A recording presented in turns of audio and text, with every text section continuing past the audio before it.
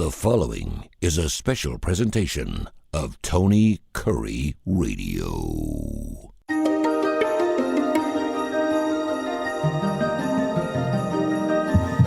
And welcome into another edition of Empathy Ever After. I am David Sears with my lovely and talented wife, Lila Sears. Lila, how are you doing today? I'm fine, David. How are you? I'm doing great. So, this is one of your topics today. Yes. That we're going to be talking about. Fandom. Yes. Now, you and I are both members of multiple fandoms. Yes. Sports, pop culture, musical artists, movies. Yeah. Which kind of goes back into pop culture. Well, zeitgeist. Yeah. Look at that. I busted out a big word. You did. The zeitgeist. Very good. Yeah. Even a German word, even. Yeah. Yeah. Yeah. So, I wanted to talk this week about sports and fandom, and when is fandom sort of a good thing for relationships, and when can it be detrimental to a relationship, and what are the things that help to build a good relationship when there's kind of intense fandom kind of from the beginning, and when there is fandom that you pick up along the way. Can you share a fandom? Is it always good to be, sports fans of the same teams the way we are? That was one of the things early on that sort of helped us hit it off, was that we were fans of sort of all the same sports teams. You didn't have a hockey team, so you picked up the Red Wings. I didn't have a hockey team because being raised in Alabama, I wasn't exposed to hockey a whole lot. We're not, but that helped us. Again, we were both big Bama fans. Yep. The thing you first noticed about me was I was a Braves fan. Yep. Wearing a Chipper Jones jersey. So that caught my eye to begin with. And, just before we recorded, we were watching a Braves game. We're sitting here surrounded by a bunch of Bama paraphernalia, a giant Green Bay Packers painting. It's not a painting. It's a photo of inside Lambeau Field. Sorry, it is a photo inside Lambeau. It's on canvas. And then we have all the wall of Funko Pops. We do. We have our wall o Funko, and we have our Ron Swanson Pyramid of Greatness from Parks and Rec, because you're a huge Parks and Rec fan. Love that show. You just watch it and start it over. I think since I've had Peacock, I have watched it through at least 6 times. Yeah, I think as a whole, you've watched this series at least 7 or 8 times. Yeah, and there's always a couple of episodes that I make you watch with me. Yeah. Well, we have to watch April and Andy's wedding together, because we are sort of an April and Andy couple. I am very much an April, where I'm introverted. I can come off as a little grumpy sometimes. I can come off as having a little bit of a dark sense of humor sometimes. I'm a little bit of a Siamese cat. And David is very much an Andy golden retriever, a little goofy, just happy to be here. Very much so. Very much so. And I think that I think it does help when a couple does have a common fandom, and it helps as something you can talk about. Because when you're in that first few dates of the relationship, getting to know you stage, you're looking for something to talk about. You're looking for something like, what do we have in common? Because you don't want to just have nothing in common, but you don't want to have everything in common either. Because I think that if you have too much in common, then you'll have someone who is a by the canon. This didn't happen in the books. Why is this happening in the movie? And then you have someone's like, just enjoy the ride, man. So I think there's a difference that you're going to have to work through with that. And there'll be some things that your partner will be into that you have no freaking clue why. And you're just like, well, that's nice. And you're trying to be nice to them and just support them. But you're like, I don't get it. Yeah. So when we first got together, I've never been big into comic books. I mean, obviously I grew up in the 80s. So I was born in 1980. So I was a Super Friends fan when I was a kid. And you liked Michael Keaton and Tim Burton and Batman. Loved the Batman movies when I was a kid and a teenager. I was always, a Batman fan. I watched the Adam West series after school when I was in, third and fourth grade. On the Family Channel. Yeah, or whatever it was syndicated on in Birmingham, actually, in the afternoons. And so that was one of my after school shows, was the Adam West Batman. I was obsessed with Batman for a little while when I was a kid. And so, I enjoyed superheroes, but I was not a comic book reader. David is a massive comic book fan. Yes. So when we got together, I sort of started trying to figure out, okay, well, what is he like? What about comic books does he like? Not just that he likes these things, but what is it about them that he likes? More even than like, okay, who are his favorite superheroes or who are the villains that he, thinks are the coolest, but what is it that draws him to these particular characters and stories? And you got to get into some of the lore, and you found Deadpool before he had the movie announced, and you didn't understand why I was so disappointed that Deadpool was nowhere near as good as you should have been in X-Men Origins Wolverine. There were a lot of movies that I wanted to go see that you didn't. So you would let me go to the midnight premiere because I was working in Birmingham at the time. You're sure. like, yeah, I'm not really that interested. You and your dad go have fun with that. Well, also I turned back into a pumpkin. True. At 10 p.m. No, you were up for the Lord of the Rings at midnight, though. Well, yeah, but that's different. That is. But I think that was really cool because you were trying to reach out and get to know me, get to know more about the ones I like. I'm old school Superman, Captain America, the Pillars of Righteousness and Green Lantern. And Green Lantern. Love me some Hal Jordan. Was so glad when he came back from being evil and reborn to being a good Green Lantern again. So, I mean, there were a lot of things that you didn't get about that, but you tried to learn and you made an effort. For me, I knew who Oasis was. Yeah. I knew Wonderwall. Yeah. And I knew Champagne Supernova. I didn't know the full play Champagne Supernova. Yes, the 7-minute and 28-second version. Because the X would cut it off at the middle of like the. Yeah. They didn't do the full thing in the reprise. So that was our alternative station in Birmingham. And I was trying to learn more about Oasis. And that is one of my biggest musical fandoms. I like Tom Petty. Another one of my big fans. I enjoyed Last Dance with Mary Jane. I really enjoyed Won't Back Down, American Girl. I liked a lot of his old stuff. You introduced me to some of his newer albums. Some of the mid-90s stuff. And then I went back and started listening to some of his older stuff and fell in love with the album Southern Accents, which I think is just an amazing album. And Dolly does a great cover of the lead track of that on that Petty Goes Country. Heck yeah. So I became fans of Oasis and Tom because of you. And I remember one of my first big gifts to you, 2007, was it the last Oasis album. I went all out. I got you like the Mega Deluxe vinyl CD, everything edition.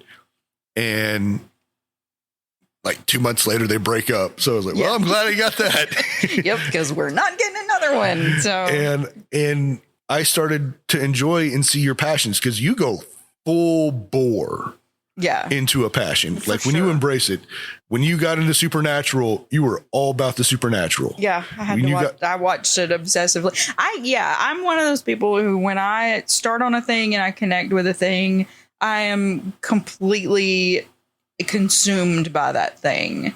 And there's kind of nothing else for a little while other than that thing. And I don't know why I'm that way about different Well, that's part of your ADHD. You get hyper fixated. I think it kind of is. I mean, I don't have an ADHD diagnosis, but I do think on some level that I do have some of the attributes where I do get hyper fixated on things, and I do get hyper focused on I have a little bit of hyper focus about, I lose track of time on when I'm involved in a thing. I cannot tell you how many times when I was working the late shift, I would come home when you were in your supernatural phase and you would be awake in the den. All right, I just finished season 4, but you have to see what's happening in season 5. Or like, I just finished season 6, but there's such a cliffhanger. I had to start season 7. And you would still be watching. I was like, you have work tomorrow. Like, yeah. and it's fun to me because as you may or may not know, Lila is very reserved. She'll be herself around people, but for the most part, she is not very extroverted, outgoing. No. Conferences are her personal hell, where she has to introduce herself and she has to go and all these different lectures with strangers, and she just kind of. Yeah, I get through it. And you're so emotionally drained when you come home. You're just like, I just want to sleep because I'm peopled out. I am done peopling, and I need to like slide into a fandom or something and introvert and cocoon and, curl up in bed and focus on something that's inside my head, kind of, rather than out in amongst the people. I'm very different from you and very different from my mom. For example, you guys are like Ariel. You want to be where the people are. And so I don't want to be where the people are. I am a cat again, and I want to be where my pillow is. I want to be where the chocolate is or something. I want to be, to where the quiet is. Yeah. But now going back to fandom and talking about sports, I do like going to sporting events. We go to sporting events. We go to Alabama games. We go to Braves games. And that is enjoyable. Wrestling shows. Wrestling is sports theater. Absolutely. Sports. It's burlesque with referees. Yeah. I've said that many times before. And it's something that we both enjoy. It's something that I cringe a little bit that I enjoy, but I started watching it when I was just a little girl. I found Glow in the 80s when I was little, and I was like, oh, women can wrestle and they look like superheroes. And I mean, I was like kindergarten age when I found Glow, and I was like, that's so cool. My mom didn't want me watching it because it was violent. And same. My mom didn't want me watching it because it was violent. And I think her grandfather or great grandfather was watching it on TV, got really into it, had a massive heart attack and died. Yeah. So she always blamed wrestling for that. She didn't want me to watch that. But I grew up in Central Florida where a lot of wrestlers live. I went to school with Haku's kids. Yeah. You didn't go to school with Haku. You're not that old. I'm not that old. I went to school with Haku's kids, and WCW came to Disney, I think 92, 93. And was filming their Saturday morning 1 hour show there. So Dad knew that, and I went and met Hulk Hogan and Macho Man. And so envious that you met Macho Man. He was filming Thunder in Paradise at the Grand Floridian.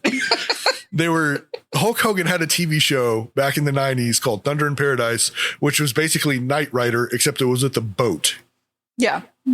And he had Carol Alt, who I got to meet, who was a supermodel, who was their friend that helped them with their missions. I forget who the sidekick was, but Hogan had a daughter, and it was a goofy show. I loved it. It was syndicated.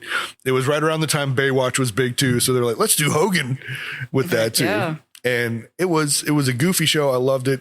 I wish it was on streaming somewhere. I know it's probably pirated on YouTube, but I got really big into wrestling. My best friend down in Florida was Ron Wolick, and he loved wrestling. His dad worked in security at Disney, so he got to meet a lot of the wrestlers working security. He would record the pay-per-views, so when I'd go over to his house, we'd watch the VHS copy of the pay-per-views, and then if it had been a while, he would buy the actual VHS pay-per-view. He had the biggest tape library of the WWF, and then we'd go over play and we'd watch those all night, Royal Rumbles and all that. And I love wrestling. I would sneak back in what we called the Disney room, which was our room in Florida that had all our Disney memorabilia and was also a makeshift office for my mom and dad.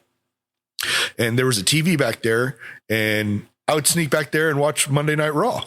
And I'd go back and forth between Nitro and Raw. Whoever had the better match going on was who I would watch. As we all did in the 90s. Can you imagine if DVR had happened? Well, yeah. I mean, they would have. Or the ability to split screen. Yeah, the split screen would have been huge during the Monday Night Wars. Yeah.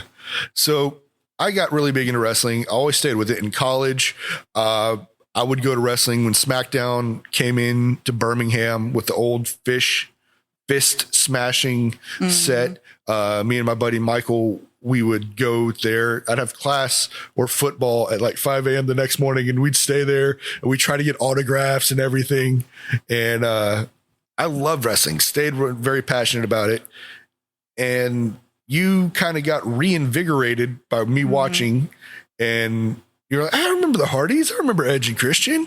And then you started to get some of the new guys in there and you started liking them. And then I started going into like New Japan and ROH, and you started watching that too.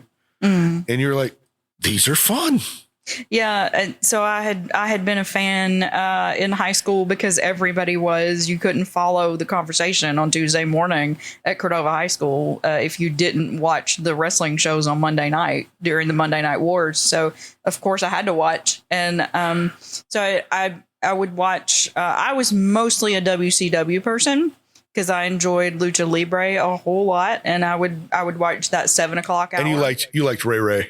I loved Ray Ray. I watched Baby Ray Ray, on Rey Mysterio as Rey Mysterio Jr. on WCW. Watched him from the very beginning of his career. Still watching Rey Mysterio now, all these years later. And his stepchild, Dominic Mysterio. Is not his stepchild. Eddie Guerrero is the real father. Guerrero still has custody legally, I think, of Dominic, but until Liv and Rhea. Because Rhea has custody of him now. Mommy has custody of him now. But we when we got together, we were like, oh, you like wrestling? Oh yeah, I watched wrestling some in college too, on and off. And so it was just something that fun and goofy that we could do together. It's very turn your brain off entertainment by and large. There's some things that can get emotional. Sure. And unfortunately, when a wrestler passes away. Like with Bray Wyatt recently. And you grow attached to these people. When Kofi Kingston won at WrestleMania over Daniel Bryan, was the first African champion of the WWE. I cried a little. Oh, I cry. And I cry pretty regularly when one of the people who I admire as a person outside their character does something that they've wanted to achieve for a long time. Bailey, when she's done all kind of stuff, I've, wept openly. I got a hug from her. I know. When Finn Balor does stuff, I cry. When Kevin Owens or Sami Zayn does stuff, I cry. Any of the New Day, I cry. I remember you bawled when Sammy and Kevin finally made up to fight the Bloodline. You started bawling. Boo-hoo, because they are best friends. They are. They should always be together. But these common interests have allowed us to explore fandom together and get into various things. Now, sports fandom is very common here in the South. And in Alabama, you have mixed marriages that can be very problematic. And I'm not talking racially mixed. I am talking Auburn and Alabama. Yep. And there are families. There are families that are difficult. I know. I have a friend who is a stark Auburn fan, and his wife is a big Alabama fan, and they did not speak for a week after the kick six. I can believe it because it's highly emotionally charged. We invest a lot into our fandoms. We invest a lot in our sports fandoms. And one of the things that I read in the last couple of weeks, getting ready for this episode, was about how sports fandom, people identify with sports fandoms sometimes even more deeply than they do with their religious affiliation. I wouldn't doubt that for a minute here. I guarantee you that there are some Alabama fans would miss church if Alabama played at 11 a.m. on a Sunday morning. They would miss church to watch Alabama football. For certain. I'm not saying all. I'm saying there are some. Yeah. You mean when people say roll tide, when they say that other thing that I don't say, I've never said in my entire life, that's W-E. Wee. Yes. And that's how deeply we identify, though, because I don't. When I was a little kid, I hated. We'd visit Montgomery, and there's a Tide Pride or Bama Fever and Tiger Pride store, and half the store was Bama, half the thing was Auburn. And Dad would push me into Auburn. I would get physically upset and start shoving him back because I did not want to be on the Auburn side. I've mellowed since then. I respect Auburn. I don't like him. I respect him. Sure. I still hate Tennessee. Go to hell, Tennessee. Yeah. Yeah, we do not respect Rocky Top. Sorry.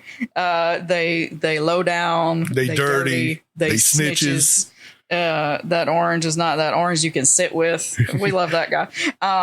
But people do derive actual psychological meaning from their sports fandoms. And their entire week can be ruined if Alabama loses on a Saturday. Absolutely. And that affects their relationship because they get so invested in that game and the outcome of that game, tie themselves personally. There was a comic one of my friends shared on Facebook about I am 9 weeks away from having my week made or destroyed by what happens on a Saturday, So yeah, by a group of 50 college kids who it's 85 to 100. I know, but 18 the ones to 23-year-olds play. Yeah. But I mean, it is amazing because you can have some people who get so upset that we've had shootings. We've had tree poisonings. I mean, people get so upset and so wrapped up in those fandoms that it can mess with their relationships with other people. Yeah. And it messes with friendships. It messes with partnerships. And that's not healthy. If you are somebody who takes your sports fandom so incredibly, intensely seriously that you can't have a relationship with another human being because they have an opposite affiliation to a sports team from you, then what does that say about your connection to a sports team that you've never played? No. Now, unlike you actually played with. Well, I practiced. Yeah, I did A-Day. I never actually played in a game. But you at least were part of that team. You had the uniform. Yeah. You had a jersey with a number and your name on it. If you were never part of that, like I've never played football at the University of Alabama. But I am invested in that. I would have been a hilarious football player, though. What position would you have played? Fullback? Fullback. You did tell me once that I was built like a linebacker. And I did tell you not to say that to your next wife. Yet so you're still my wife. So. Yeah, but again, that's not something you say to most women. It's all right. I knew what you meant. Because I am sort of inverted triangle shaped. You are. You're kind of a John Coon. I am. but again, Coon. But not again a way a woman wants to hear herself physically described. Another thing that can be really problematic about relationships is when someone is betting on games. And we've seen this problem explode with more states legalizing sports betting.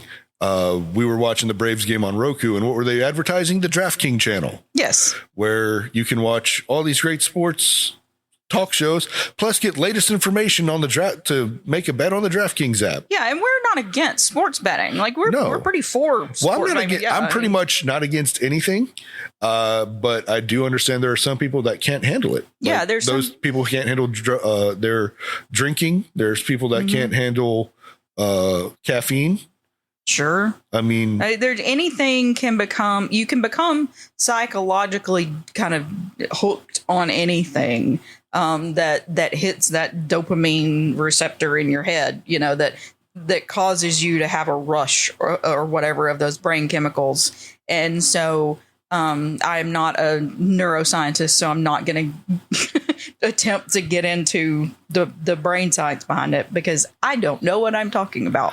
But I do know enough to say that anything that hits those reward centers within your brain, you can become, way too hooked on. And if you are betting on the outcome of anything, whether it's your own golf game or, you're playing poker or you're betting online on, sporting events, or you're going to a casino or whatever, that's fine as long as, you're not taking it overboard.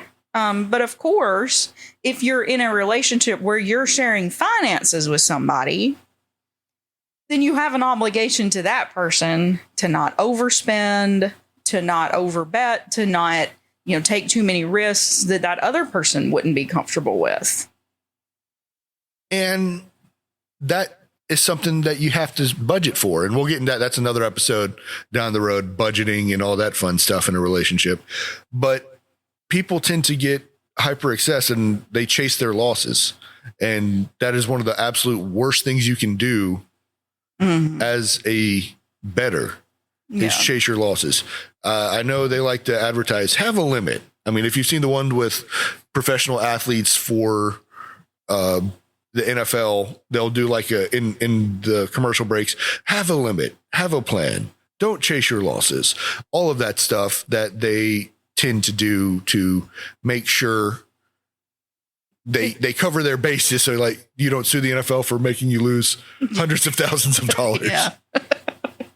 I remember when so of course Alabama was not predicted to win the 1992 national championship football game. It was Alabama versus Miami. Miami was picked to win. Of course, we were both children at the time. I was 10, you were 12. Yeah. And so, but my uncle and aunt went to that game in New Orleans. And when the game was over, I remember them telling me that there was a guy sitting near them who was sitting just shell shocked with this look on his face, like he couldn't believe what had just happened. And, I don't remember if he was crying, but he just, looked like someone had just slapped him in the face with a wet fish.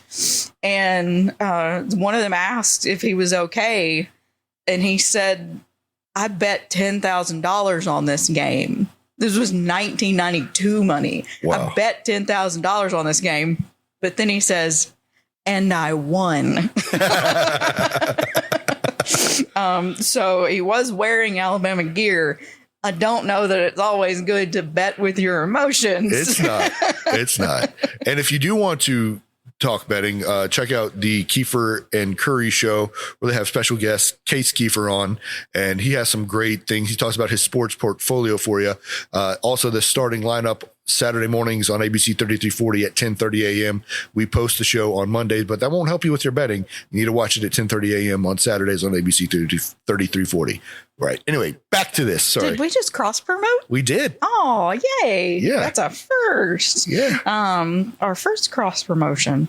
I just think that if you are going to bet, if you are going to get into gambling with your if gambling is part of your sports fandom, sure, that's okay.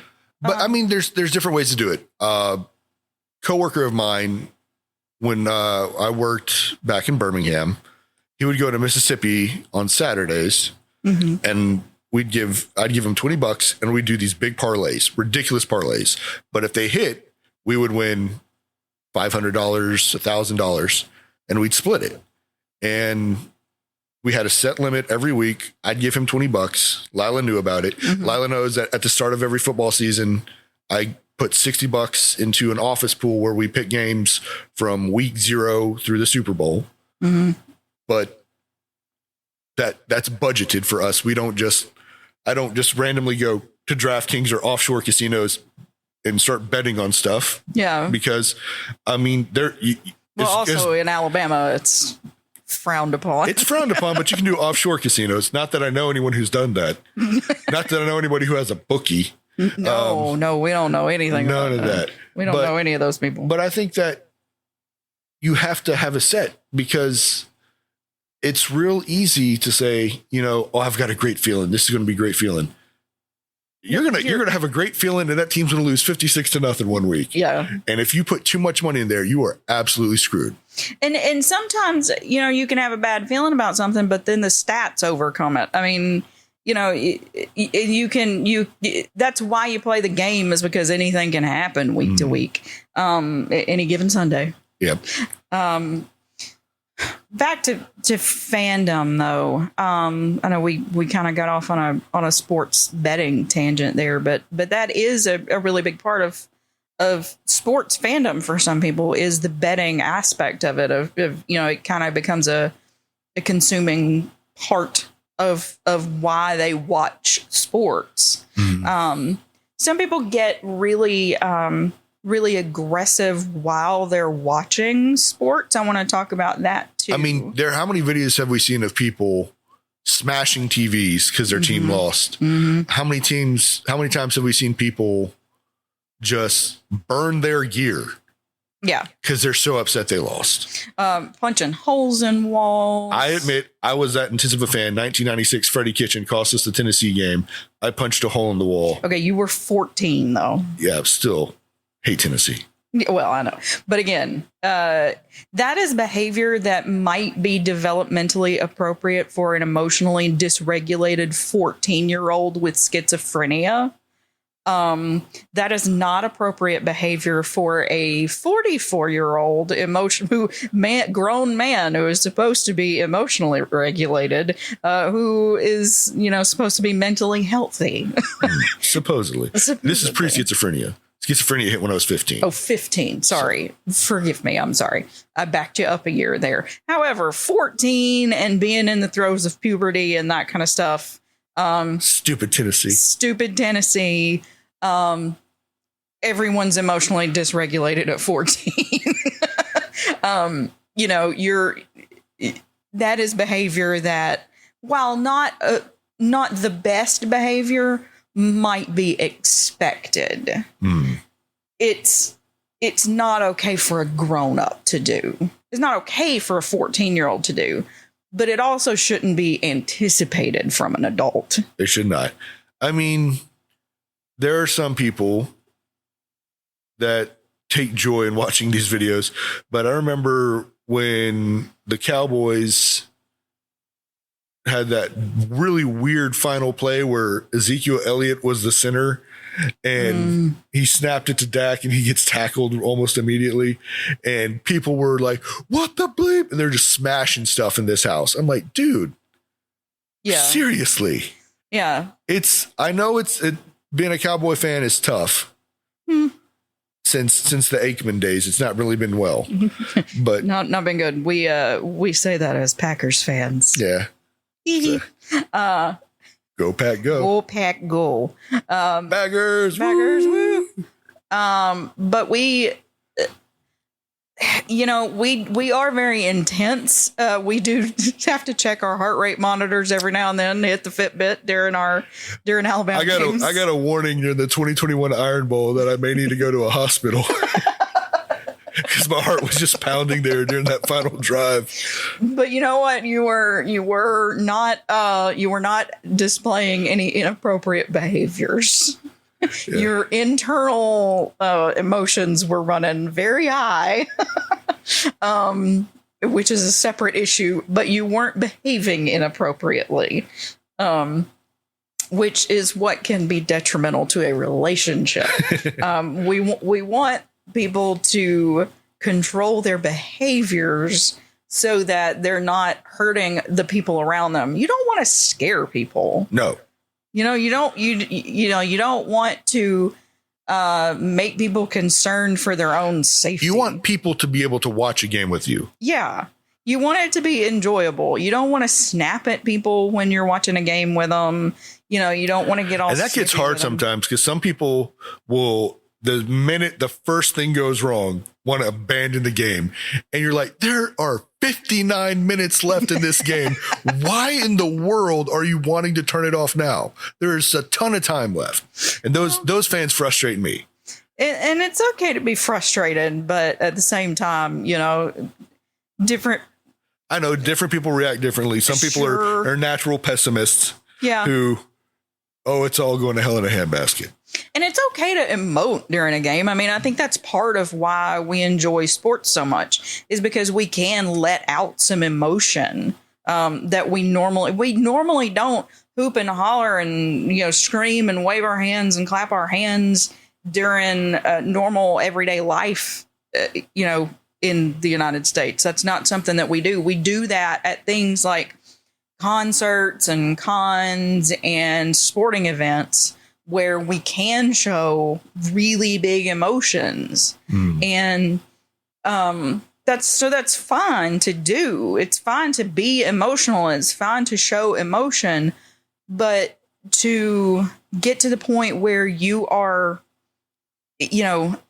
imposing, threatening, that kind of thing, you're being destructive with your behaviors, that's counterproductive. That is very counterproductive. And another side of that would be if you become so obsessed with something that you drive your partner away because you're so focused on how a sparkly vampire should be and how your partner can never live up to that sparkly vampire, and you just get warped with that fandom. Sure. I know a couple that divorced because the wife became so obsessed with Twilight that her husband could never be Edward.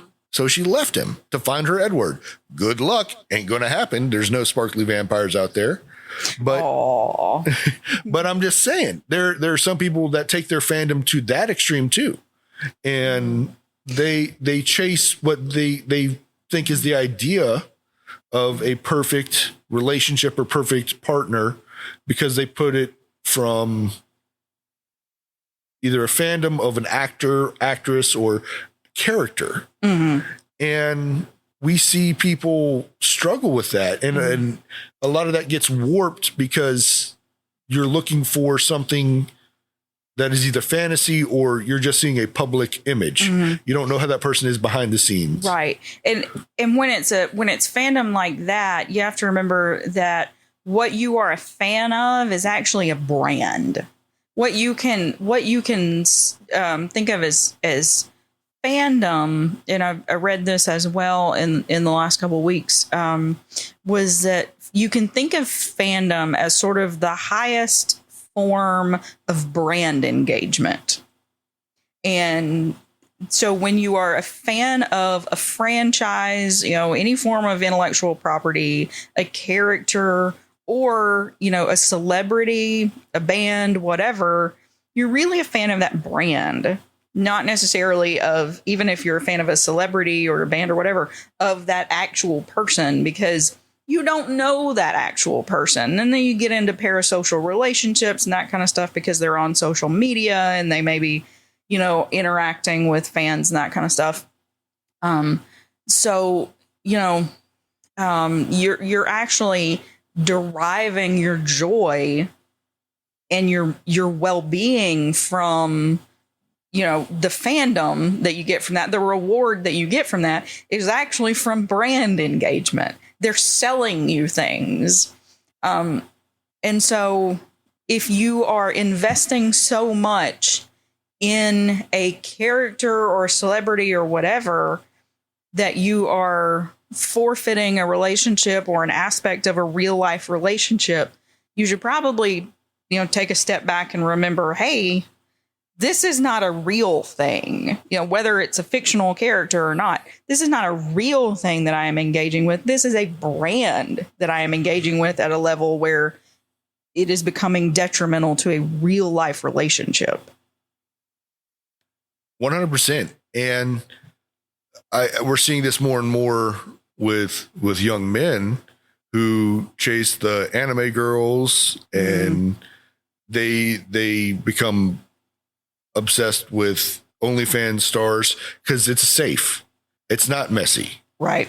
And relationships are messy. There are going to be some days where your partner pisses you off because they didn't make up the bed. Yeah, they push your buttons. You've had a rough day, and they chew loudly, and you just it annoys the hell out of you, and you're just like, could you please stop?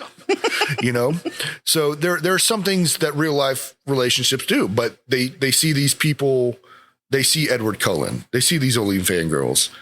There's nothing wrong with them. You never see them with a stomach bug at 2 a.m. coming out of both ends, and you're having to rush them to the ER because they're so dehydrated. You don't see that. You don't see these people have a bad day where, you know what, screw it, I'm not wearing my makeup. You're seeing a curated thing. You're seeing a cure. If it's an OnlyFans persona, then you're seeing a curated presentation of somebody who is it's fine, I suppose, to consume OnlyFans content, depending on what it is, and is it. I assume that everyone who's we're talking about consenting adults here. People who want to participate in that. That's I don't care. It's fine with me. But if you get obsessed with that, again, take a step back and realize you're not seeing the whole person. They're selling you an image. Absolutely. It's a brand. Again, it's a brand. To make themselves look like what you have an idea for, Yep. They're filling your ideal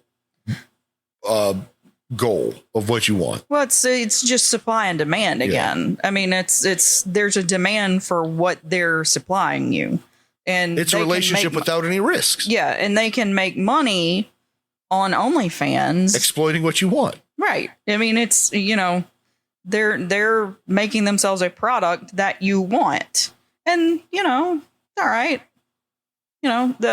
but. If you're a fan of these content creators or whatever, then that's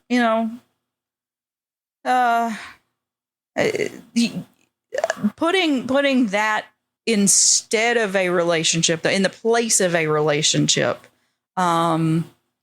is not healthy. It's not ever going to be fulfilling in the way that a relationship is, though, because it's that for better or for worse, in sickness and in health, for richer or for poorer, that makes a relationship fulfilling. It's the reality that makes it fulfilling in the long run.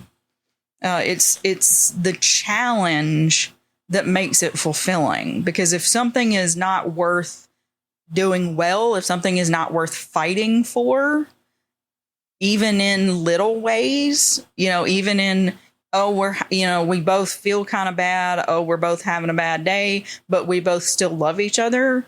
Then, those are the days when the next day you feel better and you're happier with each other because you made it through a bad day. Yeah. And coming home to someone, whether you're gay, straight, trans, non-binary, whatever, the actual coming home to someone and having a partner there to listen to you, to vent to you. Because there are going to be some days where you have had the worst day ever. You've had someone just be an absolute jerk to you at work. You've had someone threaten you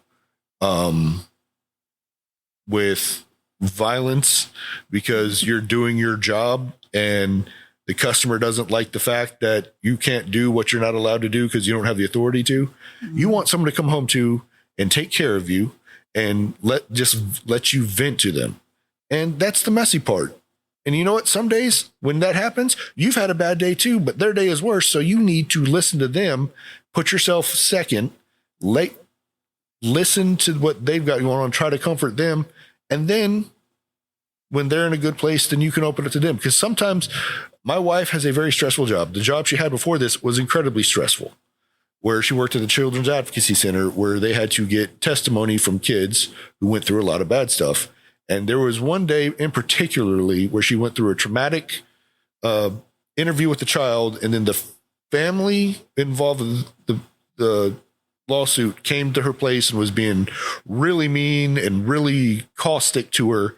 And she came home bawling, and I knew she needed someone to listen. She didn't need, well, let me go kick their ass. You know, she needed to vent. She needed to have quiet. She needed some 5 cheese gnocchi from Salvatore's, and she needed some Talenti gelato. Ice cream fixes a world of hurts. It does. And it was just something she needed. And we'd been together at that point 7 years as a couple, 6 years married. And I knew that. I know my partner, my wife, I know my wife. And when she's had something very stressful, very troubling, she needs quiet or music, and relaxing music, not my metal.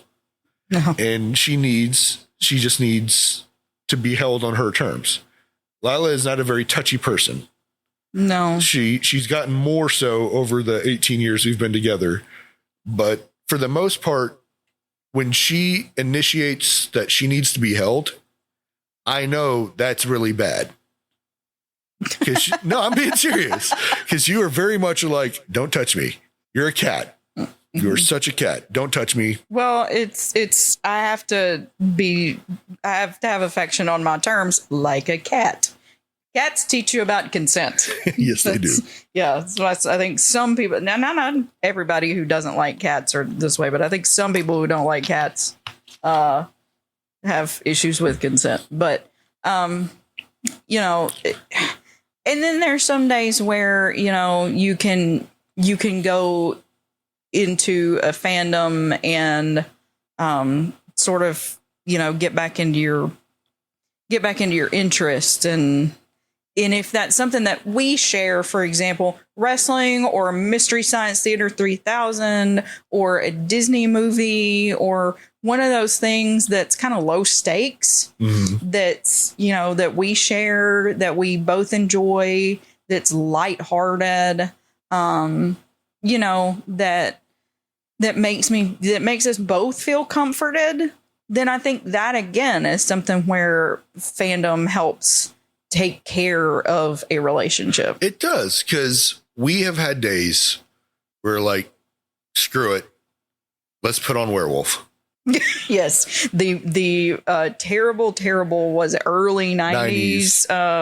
I think it was supposed to be a TV show, but they ended up making No. It was an actual theater movie. Was it? Because there's nudity. They cut out nudity from that film. Oh, I thought it was like a mini series. No. Well, because the full moon doggedly refuses to wane in it. No, that was just a bad movie decision. Where okay. Well, in Arizona, the full moon is there 24/7, 365. Okay. Well, no, that was a theatrical movie. Okay. There is a sex scene with the Yugoslavian. No, I know. And the bad Brazilistani. hair. Yeah, the bad hair.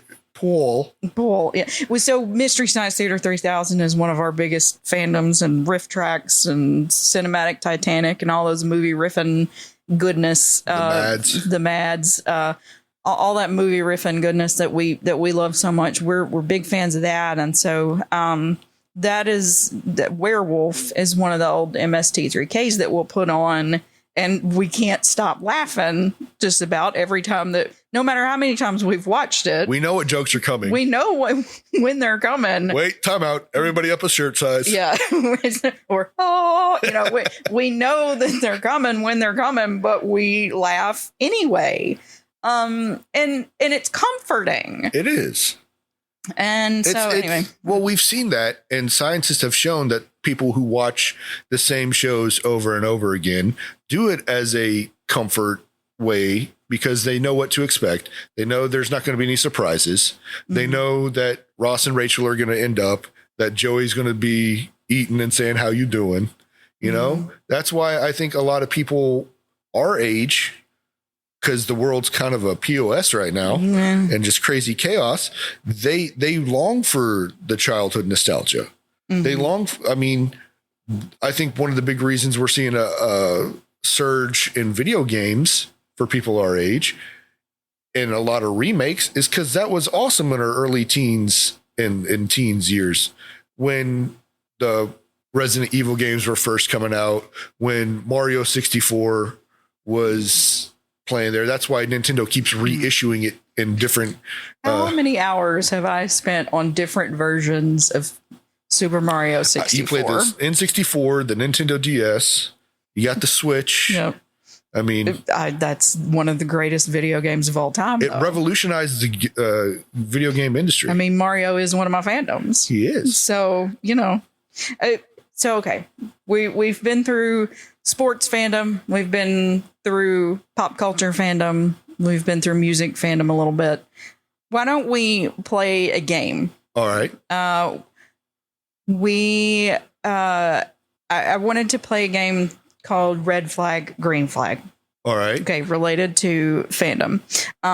So I give a red flag, and then we can come up with a green flag that's correlated to the red flag. All right. That might be a green flag for a similar topic. Well, you'll see what we're doing here.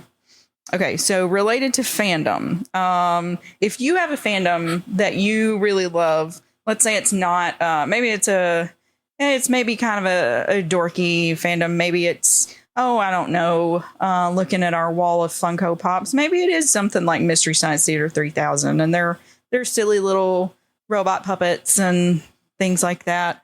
A red flag might be a potential partner or partner saying to you, what are you talking about? That's so dumb. How could anybody spend money or time or energy on that? I would say that is a big red flag because they're putting something that's important to you down. Now, if you think it's weird or anything, say, all right, so what interests you about that? What makes you so passionate about this? Mm-hmm. I think that's a good way to do it. A green flag would be, explain this to me. Now, you may not understand it, but you may grow to accept it. Mm-hmm. Ben Wyatt never understood Little Sebastian, but he grew to accept it. Mm-hmm. And I think that... Good Parks and Rec reference. Thank you. And I think that's something you could do, because if someone opens up and shares this to you, they're opening up themselves to you. Mm-hmm. And if you shoot that down, they'll be less likely to open up to you about other things down the road. Absolutely. That's a good point. Yeah. Because if somebody, has a fandom that maybe other people have called it silly. Maybe their parents thought it was silly. Maybe their parents didn't approve, like our parents didn't necessarily approve of us watching wrestling. Mm-hmm. And, maybe their parents didn't approve of them being a fan of anime or whatever. And they open up about that to you and you put it down. Well, that's further shutting down something that's, that they enjoy. So maybe you could get them to tell you what they like about it. And that's going to open a door rather than close one. Mm-hmm. Okay. So here's another red flag. This one is related to sports fandom. I just lost $15,000 on that game. I don't know how you green flag that.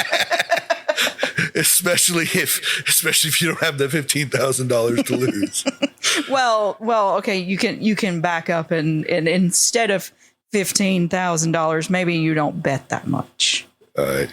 If you feel the need to bet, if you enjoy betting, maybe it could be like, even if you still lost, it can be like, oh man, maybe I lost like $20 in the office pool this weekend. Yeah. You looked like a deer in the headlights when I said that. I have not lost $20 on an office pool. No, but I mean, that is a much more reasonable, budgetable amount. It is. Well, I mean, if it's now, is this a weekly thing or is this is a red flag? Just like he came home, man, I lost $20 today. I don't know. It was just Because if you lost $15,000 and you don't have that, you were in so much dookie. Right. So I don't know how you would green flag that. Like, that's okay, honey. I'll eat government cheese. Do they still make government cheese? They do. Okay. Because we have so many dairy farmers and we don't have enough. We have a cheese surplus inside a mountain. Oh. Well, there's a cheese surplus. You know why there's a cheese surplus? Is nobody has showed me where it is. Yeah. I read weird articles on the internet, fark.com. But there is a cheese mountain because the United States government has so much excess cheese. They put it inside this mountain where they're able to keep it at a certain temperature and it won't go bad. All right. But there is... Because cheese is one of my fandoms. It is. Cheesy garlic bread. Yes. But there's just... I don't know how you spend. I've lost $15,000 for chronic migraine too. I don't know how you spend $15,000 is a good thing. Well, okay. We need Chris Traeger. I mean, it was. You do need Chris Traeger to positive spend that. But I was gonna say for like, you have to change the amount for that to be a green flag. All right. Yeah, you would definitely have to change the amount to be green flag. Well, yeah. And still, you need to make sure you have that money to lose because there's no such thing as a sure bet. Okay. Still on sports fandom. Let's say you're a parent and you come to your partner and either you're busy, you're not feeling well or whatever, they're watching a game. You ask them to change your child's diaper and they say, I'm not changing a poopy diaper right now. The game's on. I'd say, all right, we can pause the game. Because most people have DVR now. Mm-hmm. But the green flag would be, let me get to the commercial break. Now, I understand some babies are going to be screaming their heads off the second they have a tiny wetness in their diaper. I, for one, would be frustrated that I have to miss the game, but I understand it's a baby. Mm-hmm. A baby can't do anything for itself. Mm-hmm. So I would go change the diaper. I think you got to prioritize the baby in that moment and just understand it is just a game. Now, if this is just like the second quarter, I get that. But if this is the fourth quarter with less than 2 minutes, they're driving. I'd be like, I hope I have DVR so I can pause this. I mean, the vast majority of people now, I think, do have. I mean, if you've got a streaming service or cable at this point, you've got. But I would definitely say, all right, let me pause the game. Yeah. I mean, because you have to understand, you're changing the diaper of a baby. In all likelihood, they're not potty trained until they're 2, 3? Yeah. So 3-ish. So they need to stay fresh because that could lead to other issues, diaper rash, other stuff. I know it's an inconvenience, but take care of the baby. Yeah. Okay. One more to do with fandom. And this is going to be an Atlanta thing. No, you can't go to Dragon Con. I don't want to go, and you can't go without me because cosplayers just want to hook up at all these cons. First off, that shows there's trust issues for the partner that says you can't go without me because they think their partner is going to hook up. Second, that's just being disparaging towards a fandom. Cons are where other fans bond. Cons are very important to fans because they can share a common passion. I know a lot of fans like to meet on Reddit to share their passion, and then they end up going and meeting in real life. We did that with the last podcast person for the hoedown. Yeah. So I think that's just you're insulting them, and then you're showing you don't trust your partner. Mm-hmm. So a green flag to me would be, well, I wouldn't enjoy it, but you go ahead with your friends and you have a great time. And I know you love the cosplay thing. And, people go to cons because they enjoy their relationships and it helps them feel, like they've bonded with people who share a common interest. So, it's fun. It is. I think you should encourage, and also you should encourage your partner to explore their interests. You shouldn't just make them do everything with you. Yeah, you know, because you are still two people. Yeah. So it's perfectly fine if you're like, you know what, I'm not into Gwar. You go see Gwar. You have fun with the blood spewing band. I'll just stay here. But you have a fun time. Yeah, but Gwar's cool. I'm just saying. All right. Well, that's all for red flag, green flag. That's all for red flag, green flag.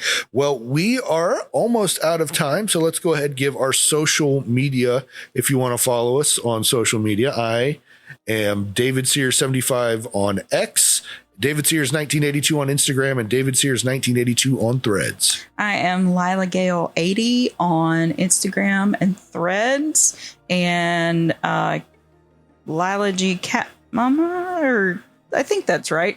I think I'm not on the TikTok. I'm on the TikTok, but I don't make TikToks.